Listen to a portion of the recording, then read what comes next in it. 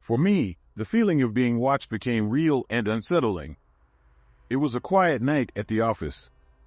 The lights were off, and most of my colleagues had left. I was finishing some reports when I heard a strange noise, keys being pressed, but I was alone. The silence was thick, broken only by the occasional creak of the building. I turned quickly but saw nothing.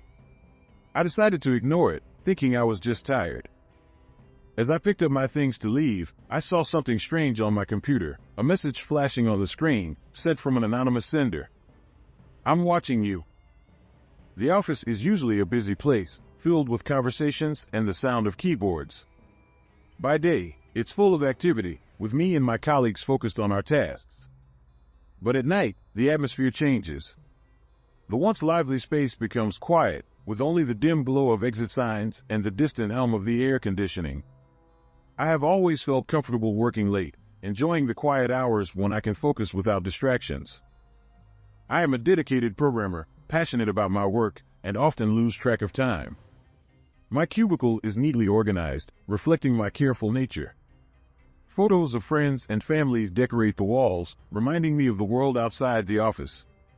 That night, as I prepared to leave, the message on my screen sent a shiver down my spine. "I'm watching you." The words seemed to pulse with a malevolent energy, mocking my sense of security. I looked around the empty office, my heart pounding. It had to be a prank, I thought, trying to calm myself. But the unease lingered as I shut down my computer and hurried to the elevator.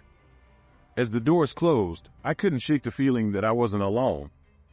The shadows seemed to move, and every creak of the building made me jump. When I finally stepped out into the cool night air, I took a deep breath, hoping to shake off the fear. But the message haunted me, and I couldn't help but glance over my shoulder as I walked to my car. The next morning, I arrived at the office with the unsettling message still fresh in my mind. I couldn't shake the feeling of being watched. I tried to brush it off, but every glance over my shoulder, every sudden noise, sent a chill down my spine.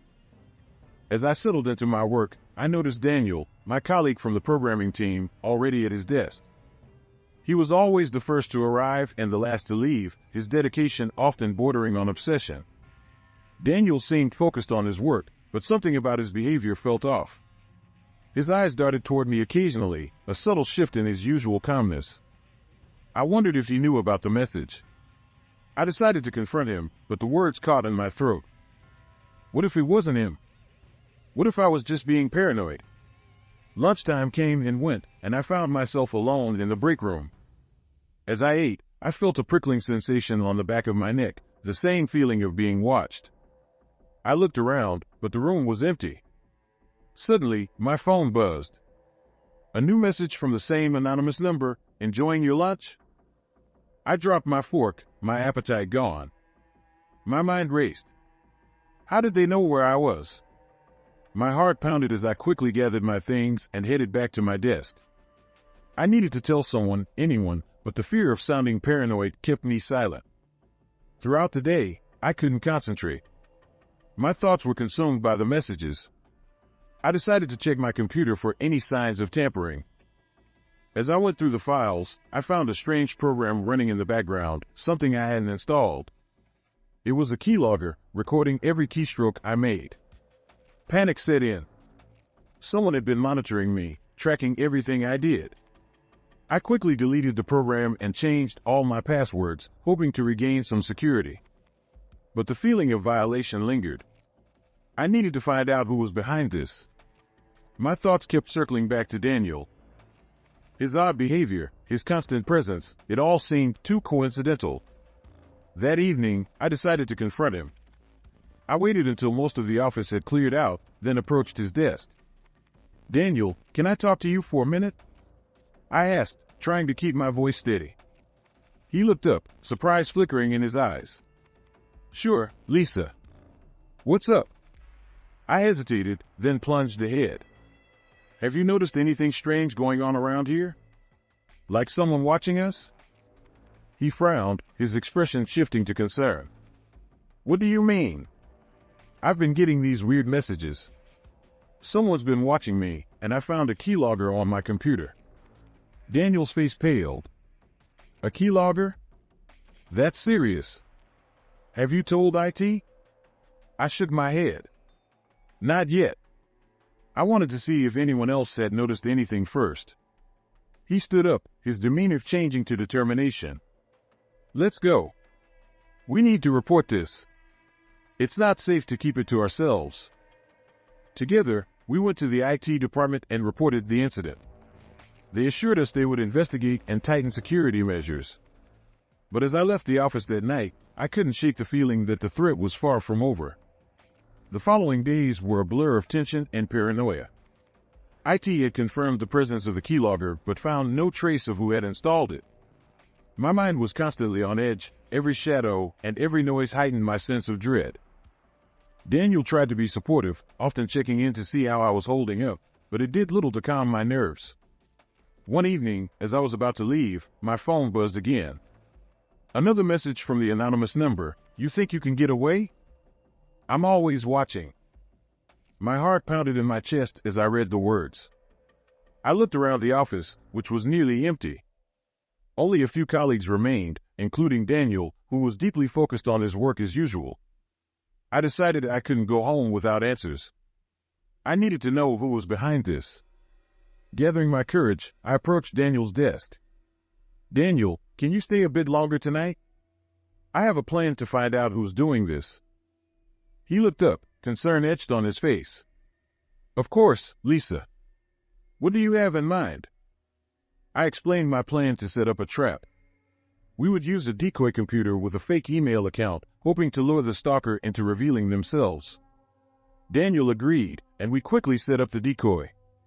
We sent a few provocative emails from the fake account, hinting at knowing the stalker's identity, hoping to provoke a reaction.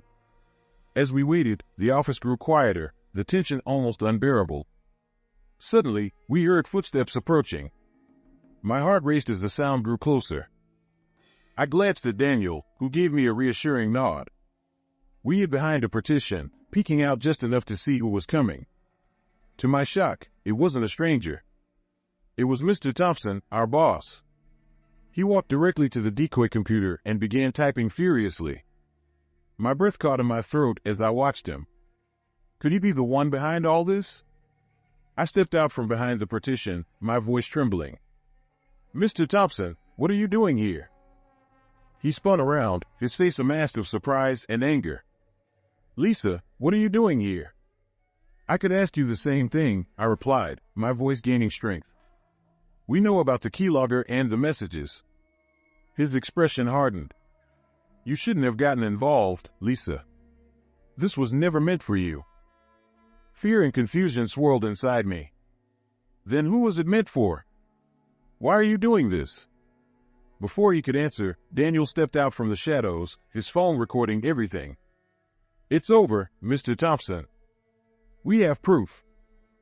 Thompson's face contorted with rage, and he lunged at Daniel, knocking the phone out of his hand. The office erupted into chaos as we struggled to subdue him. Finally, we managed to pin him down and call security. They arrived quickly, taking Thompson away. As the adrenaline faded, I realized the true extent of what had happened. My own boss had been the one stalking me, using his position to manipulate and control. The sense of betrayal was overwhelming, but at least it was over. The aftermath of that night was a whirlwind of police reports and company meetings. Thompson was arrested, and the company launched an internal investigation. They found more evidence of his manipulation, not just with me, but with other employees too. It was a shocking revelation, but knowing he was behind bars brought a sense of relief. I returned to work, trying to find a new normal. The office felt different now, a mix of unease and a strange solidarity among the staff. Daniel and I grew closer through the ordeal. He had been a pillar of support, and his calm presence helped me navigate the chaos. One evening, a few weeks later, Daniel and I decided to grab dinner after work. We talked about everything that had happened, reflecting on how surreal it all felt. Over the meal, we shared our fears and hopes for the future, finding comfort in each other's company. As the weeks turned into months, the fear began to fade, replaced by a cautious optimism. The company implemented stricter security measures, and everyone was more vigilant. My confidence slowly returned, and I started to feel safe again. Life moved on, but the experience left a mark on me. I learned to trust my instincts, to speak up when something felt wrong. And most importantly, I realized the strength of the support network around me. Daniel and I continued to be close friends, our bond strengthened by what we had endured together.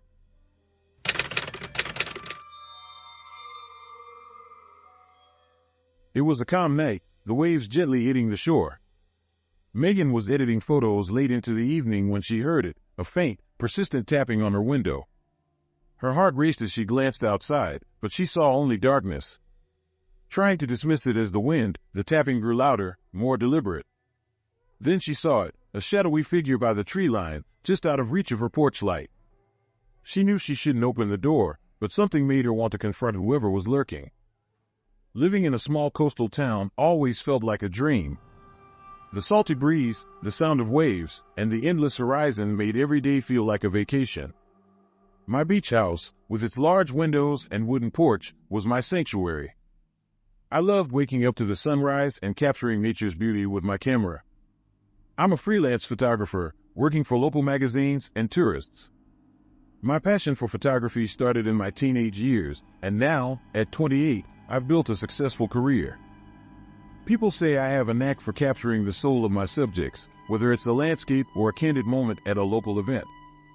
Everything changed when I met Thomas. He was a client who hired me for a portrait session. During the session, he seemed friendly and respectful, asking about my work and complimenting my skills. He even offered to buy me coffee afterward to discuss potential projects. At first, I thought nothing of it. It wasn't unusual for clients to be appreciative. But soon after, I started receiving frequent emails and messages from him. The compliments, initially flattering, quickly became excessive and uncomfortable. One evening, while reviewing photos from a recent shoot, I noticed Thomas in the background of several shots, watching me. The realization sent a chill down my spine. He had been following me to my assignments, blending into the background unnoticed until now. The once peaceful town felt smaller and more confining, with Thomas lurking around every corner. Despite my efforts to ignore him, Thomas's behavior escalated.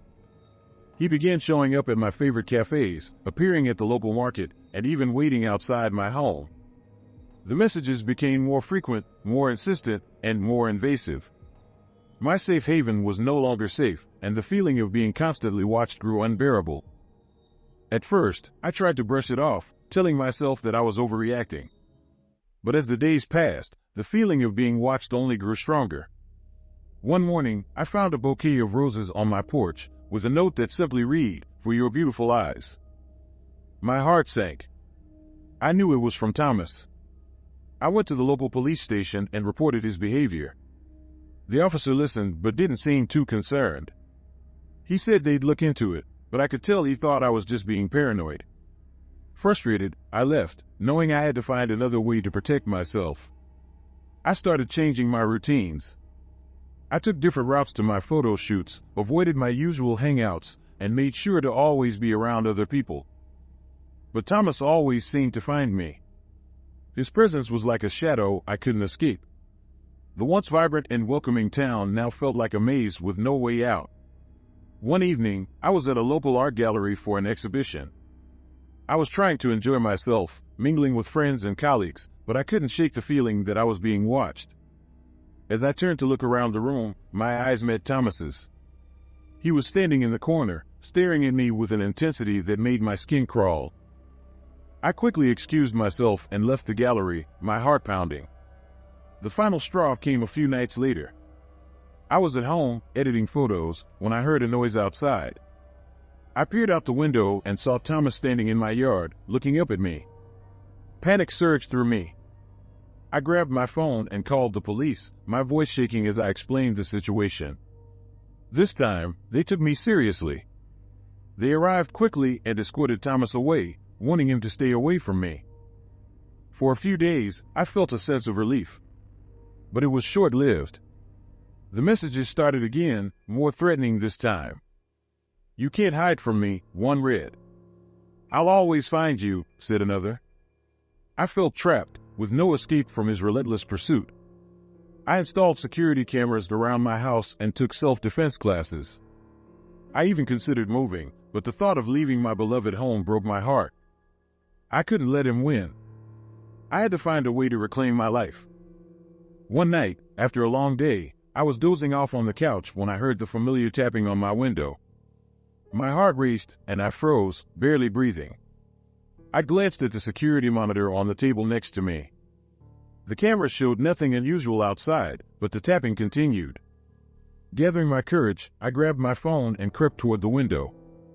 As I got closer, the tapping stopped. I pulled the curtain aside just enough to peek out, and there he was. Thomas was standing inches away from the glass, his face twisted in a sinister smile. I jumped back, my hand shaking as I dialed the police. "He's here," I whispered. "He's right outside my window." The operator assured me help was on the way, but every second felt like an eternity. I could hear Thomas muttering to himself, his voice muffled but filled with an eerie calmness. "Why are you doing this?" I thought. "What does he want from me?" Suddenly, the lights flickered and the power went out. Panic set in. I stumbled through the darkness, searching for my flashlight. The room was eerily silent, except for the sound of my own breathing. Then, I heard the back door creak open. I knew I had to act fast. Clutching the flashlight, I ran upstairs and locked myself in the bathroom. My heart pounded as I listened for any sign of movement. Footsteps echoed through the house, slow and deliberate. He was inside. The police arrived just in time. I heard them shouting commands, and the next thing I knew, they were escorting Thomas out in handcuffs. I collapsed in relief, tears streaming down my face. They assured me he wouldn't be bothering me anymore, but the damage was done. The sense of security I once felt in my own home was shattered. In the days that followed, I tried to piece my life back together. The police reassured me that Thomas would be held accountable and that measures were in place to keep me safe. But the fear lingered, like a shadow that refused to leave. I started seeing a therapist to help me process the trauma. It wasn't easy, but talking about my experiences began to lift some of the weight off my shoulders. I also leaned on my friends and family for support, finding comfort in their presence and understanding. I continued my photography, though it took some time to feel the same joy I once did. Slowly, I reclaimed my favorite spots in town, refusing to let the memory of Thomas keep me from living my life. I even began a project documenting the resilience of people who faced similar situations, hoping to shed light on the impact of stalking and the strength required to overcome it. One evening, as the sun set over the ocean, I sat on my porch, camera in hand. The waves crashed gently against the shore, and for the first time in what felt like forever, I felt a sense of peace. I knew the road to healing was long, but I also knew I wasn't walking it alone. My house, once a place of fear, was becoming a sanctuary again. With every click of the shutter, I captured moments of beauty and hope, reminding myself that even in the darkest times, there's always a way to find the light.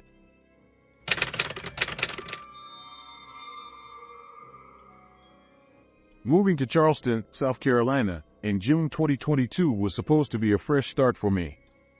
I had landed a dream job at a marketing firm and was eager to embrace the charm of this historic city. My small apartment in the heart of the historic district felt like the perfect place to begin this new chapter. I loved wandering through the cobblestone streets, exploring the quaint cafes, and soaking in the southern hospitality. Everything seemed to be falling into place. The city's vibrant culture and friendly locals quickly made Charleston feel like home. However, living alone had its moments of unease. Despite the bustling city life outside my window, the nights often felt eerily quiet. It was during one of these quiet nights that the first message arrived. "Hey Emma, saw you on that dating app. You look even more beautiful in person." I glanced at my phone, puzzled. I had only joined the local dating app a week ago, hoping to meet new people. The message came from an unknown number, and there was something off about it. My photo on the app wasn't recent, yet this person claimed to have seen me in person. Shrugging it off as a harmless compliment from a stranger, I decided to ignore it. Over the next few days, the messages continued. They became more personal, detailing my daily routines. "Nice dress today. Blue suits you, red one." Another said, "That coffee shop on King Street is my favorite too.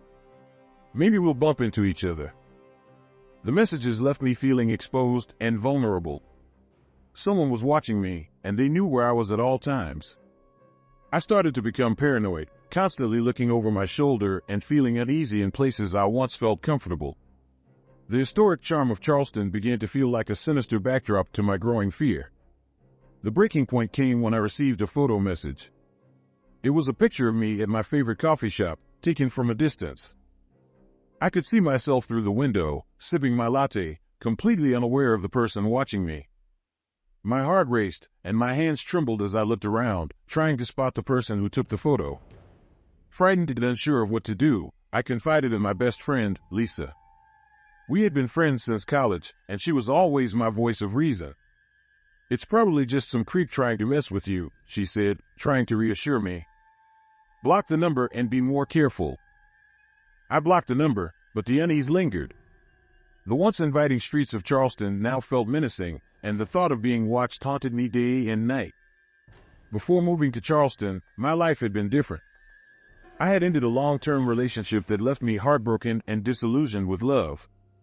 The move was supposed to be a fresh start, a chance to leave the past behind and build a new life for myself. I often found myself thinking about those days, the pain and betrayal still fresh in my mind. Why can't I just have a normal life? I often thought, why does this have to happen to me? I confided more in Monica, who remained a steadfast support through my ordeal. "You need to be strong, Emma," she would say. "Don't let this person control your life." Despite her encouragement, the fear gnawed at me. The messages had stopped for a few days after I blocked the number, and I started to feel a sense of normalcy returning. But just as I began to relax, another message came through from a different number. This time, it was a photo of my mother, walking out of her house back in our hometown. My blood ran cold. The sight of my mother, blissfully unaware that she was being watched, shook me to the core. The stalker wasn't just watching me, they were close to my family too. Panic set in, and I called my mother immediately. "Hey sweetie, how are you?" she answered cheerfully.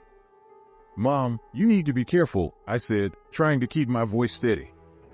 "Have you noticed anyone strange around the house?" She laughed softly. "Emma, you're always so worried. Everything's fine here." "No, Mom, please. This is serious. Someone sent me a photo of you." Her tone shifted to concern. "A photo? Of me? Are you okay, Emma?" I didn't want to scare her, but she needed to understand the gravity of the situation. "Yes, of you. Just promise me you'll be careful and call me if you see anything unusual." "I promise, dear." "You need to be careful too." After hanging up, I felt a mix of dread and helplessness. I couldn't protect my mother from Charleston. The fear that something terrible could happen to her because of me was overwhelming. I tried to focus on my work and daily routines, but the anxiety was always there, lurking in the back of my mind. Monica suggested I stay with her for a few days to clear my head. She lived in a more secure apartment building, and the thought of having someone close by brought me some comfort. During my stay, we tried to distract ourselves with movies and takeout, but the looming threat overshadowed everything. One night, as we sat on Monica's couch, she turned to me, her expression serious. "Emma, we need to figure out who this person is. Maybe it's someone from your past." I shook my head. "I don't know, Monica. It could be anyone. But why would they target my mom too?" "I don't know, but we'll figure this out together. You're not alone in this." Her words were reassuring, but deep down, I knew the situation was spiraling out of control. The sense of safety I once felt in Charleston had been shattered, and I couldn't shake the feeling that something worse was yet to come. The messages didn't stop. They only grew more invasive and threatening. One evening, while I was at work, another photo came through. This time, it was taken from outside my office building, capturing me through the window as I sat at my desk. The caption read, "Always watching." I showed the message to Monica that night, her face going pale. "This is getting out of hand, Emma. We need to find out who this is." I spent hours racking my brain, trying to remember if I had seen anyone suspicious. Every face in the crowd now seemed like a potential threat. The thought that someone was lurking, always watching, was driving me to the brink of paranoia. One afternoon, while I was on my lunch break, I noticed a man sitting across the street. He wore a baseball cap pulled low over his face and seemed to be staring directly at me. My heart pounded in my chest as I tried to get a better look. As soon as our eyes met, he quickly stood up and walked away, disappearing into the crowd. That night, I received another photo. It was of the same man, taken from behind, but this time he was standing in front of my apartment building. The caption read, "Closer than you think." Fear turned into anger. Who was this person, and why were they tormenting me? My thoughts kept circling back to my past. Could it be someone I knew? Someone I had wronged? The messages had a personal undertone that made me believe it wasn't just a random stalker. I began digging through my memories, trying to recall anyone who might have a grudge against me. My mind kept returning to my ex-boyfriend, Mark. Our relationship had ended badly, with restraining orders and harsh words exchanged. But he had moved away, far from Charleston, and I hadn't heard from him in years. Driven by desperation, I reached out to mutual friends to find out where Mark was. It turned out he had moved back to the East Coast, but no one knew exactly where. The uncertainty gnawed at me. Could it really be him? One night, as I was scrolling through my phone, I received another message. This time, it was a video. My hands trembled as I played it.